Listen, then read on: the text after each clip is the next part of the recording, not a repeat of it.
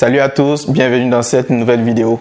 Je vous propose aujourd'hui de nous intéresser aux cartes perforées et comment elles ont facilité le recensement américain de 1890. Mais avant, je vais vous faire un bref résumé de l'histoire des cartes perforées.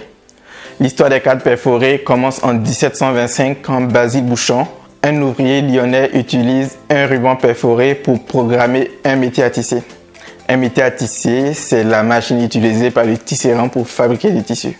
En 1728, son assistant Jean-Baptiste Falcon juge les rubans trop fragiles et les remplace par une série de cartes perforées reliées entre elles.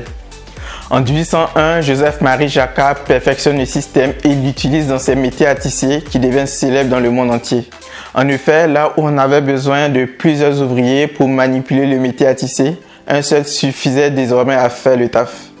Pour la petite histoire, on raconte que les ouvriers lyonnais, craignant de perdre leur boulot, menaçaient de jeter Jacquard et sa machine dans le Rhône, et que Jacquard lui-même regretta toute sa vie les conséquences sociales de son invention, parce que les enfants étaient désormais obligés de trouver du travail dans des usines où les conditions de travail étaient beaucoup plus difficiles. En 1834, c'est au tour de Charles Babbage, dont j'ai parlé dans cette vidéo, d'utiliser les cartes perforées pour fournir des instructions et des données à sa machine analytique, l'ancêtre de nos ordinateurs modernes.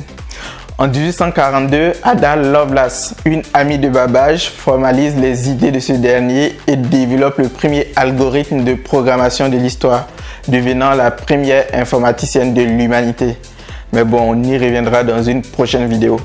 Voilà, maintenant vous avez les bases pour aborder le recensement américain de 1890. Sachez que la Constitution américaine impose de faire un recensement de la population tous les 10 ans.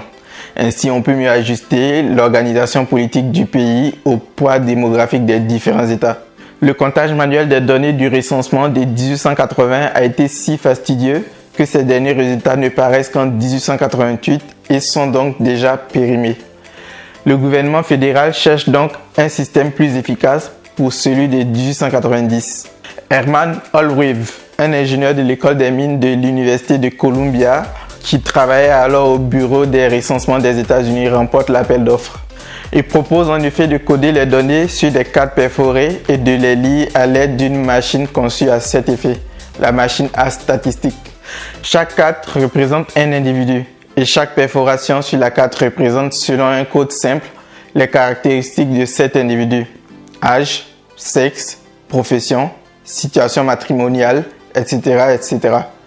La machine n'aura plus qu'à additionner ces données pour produire des statistiques.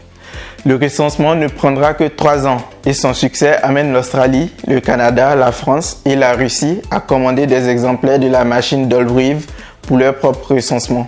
Holwright fonde alors la Tabulating Machine Company pour commercialiser ces machines, ouvrant ainsi la voie à l'industrie mécanographique. La Tabulating Machine Company fusionne avec d'autres entreprises pour devenir International Business Machine en 1924. Il s'agit d'IBM quoi. Le modèle de carte perforée le plus célèbre est la carte 80 colonnes introduite par IBM en 1928.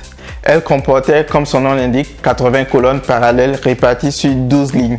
Les coins coupés permettaient de repérer le sens d'insertion dans le lecteur de cartes.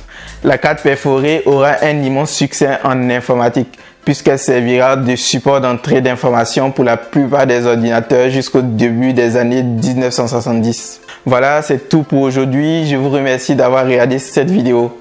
Vous connaissez la chanson maintenant.